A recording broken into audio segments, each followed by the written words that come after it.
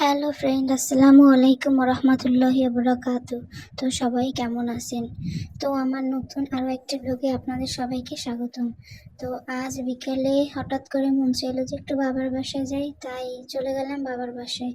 তো তখন সময় ছিল বিকেল, তো যেতে যেতে প্রায় সন্ধ্যা হয়ে গেছে। তো তখন আম্মু বললো যে সন্ধ্যার সময় আসলি তো রাতের ডিনারে কী করবি? তো আম্মুরে বললাম, আম্মু তুমি খিচুড়ি রান্না করো আর সাথে চিকেন ফ্রাই করো আর তার সাথে একটু ডিম ভাজা, তাহলেই হবে। তো আম্মু বললো আচ্ছা ঠিক আছে, তুই রান্না কর, আমার থেকে তো ভালো তুই রান্না করতে পারিস, তো তুই রান্না কর, তোরটাই আমরা, তোর হাতের খিচুড়ি আমরা সবাই খাই। তো যেইভাবে সেই কাজ। তো এই যে এখানে মুরগির গোস্তগুলো নিলাম, নিয়ে যেখানে প্রথমে মরিচ গুঁড়া দিলাম, হলুদ গুঁড়া দিলাম, লবণ দিলাম, এরপরে ধনিয়ার গুঁড়া, জিরার গুঁড়া এগুলো দিয়ে এরপরে মাংসগুলোকে ভালো মতো ম্যারিনেট করতে হবে। এরপর এই যে ভালো মতন ম্যারিনেট করে তারপরে এগুলাকে একদম পুরো 1 ঘন্টা রেস্টে রেখে দিতে হবে।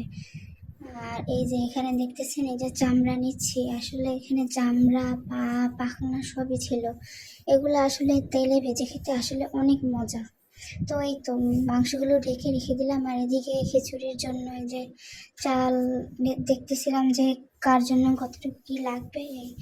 তো এদিকে চাল ধুয়ে চালগুলোকে ঝরতে দিয়েছি যেন বিরিয়ানিটা খুব সুন্দর হয়।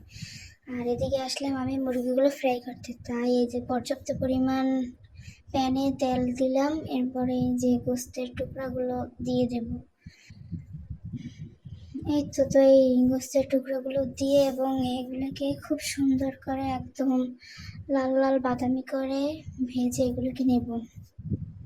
আর আজকে খিচুড়ির সাথে এই চিকেন ফ্রাইটাই আসলে যাবে। আমি বলছিল যে মুরগির ভুনাটা করতে, ভাবলাম যে না, অনেকদিন ধরে চিকেন ফ্রাই খাওয়া হয় না, তাই ভাবলাম যে আজকে ওই সাথে সাথে খিচুড়ির সাথে সাথে চিকেন ফ্রাইটাও খাওয়া হয়ে যাক, তাই যেইভাবে সেই কাজ। তারপরে এই যে এদিকে আমি চিকেনগুলো লাল লাল করে ভেজে নিচ্ছিলাম এবং মনের মতো যখন একটি কালার চলে আসবে তখন আর কি উঠিয়ে নেব। আর এদিকে এই যে খিচুড়ি রান্না করার জন্য প্রসেসিং চলতেছে। এই যে আমার প্রথমে তেল দিল, তারপর তেল দিয়ে তার মধ্যে আদা রসুন পেঁয়াজ এগুলোর পেস্ট দিয়ে দিল।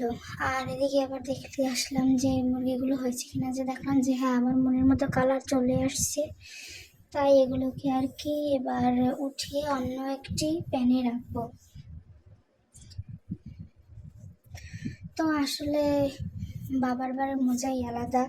ওখানে যখনই আর কি যাব তখনই আম্মু কিছু না কিছু আর কি বলবে যে তোর যেটা ইচ্ছা ওইটাই করে খা, কোনো বাধা নেই।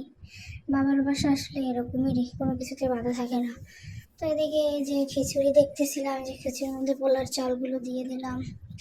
এবার এই চালটা দিয়ে একদম ভালো মতো বোনা করতে হবে। আর এদিকে খিচুড়ির জন্য পানি গরম দিলাম। আর এদিকে এসে দেখি আমার তেলের এই অবস্থা, চামড়াগুলো তেলে দেওয়াতেই একদম তেলগুলো পুরো এরকমের ফেনা হয়ে উঠতেছে। আর বিশাল বড় একটা অ্যাক্সিডেন্ট হয়েছিল, একদম পানি ওখানে তেলগুলো পরে চারদিকে একদম ছড়াই গেছিলো আর আগুন জ্বলে উঠছিল তাতে। তো ভাবলাম হয়তো বা চামড়ার তেলের জন্য এরকম কিছু একটা হয়েছে। তো তারপরে কি করব, যে চামড়াগুলো লাল লাল করে ভেজে নিলাম। আর এই চামড়াগুলো আসলে খেতে এতটা মজা হয়েছিল সত্যি, যেটা বলার বাহিরে। আর এদিকে আম্মু বললো নে এবার ডিমগুলো ভাজ, তো যেভাবে সেই কাজ। তারপরে যেদিকে চলে আসলাম ডিম ভাজতে।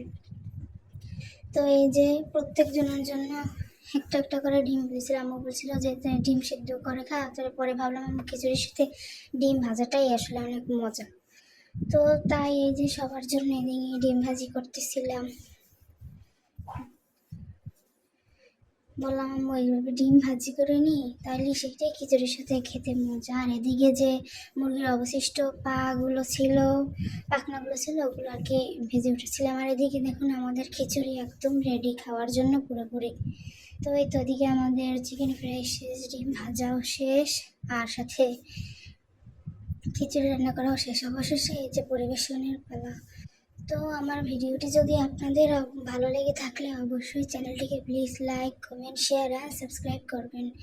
এবং পরবর্তী ভিডিওতে দেখা হবে। টাটা, বাই বাই, আল্লাহ হাফেজ।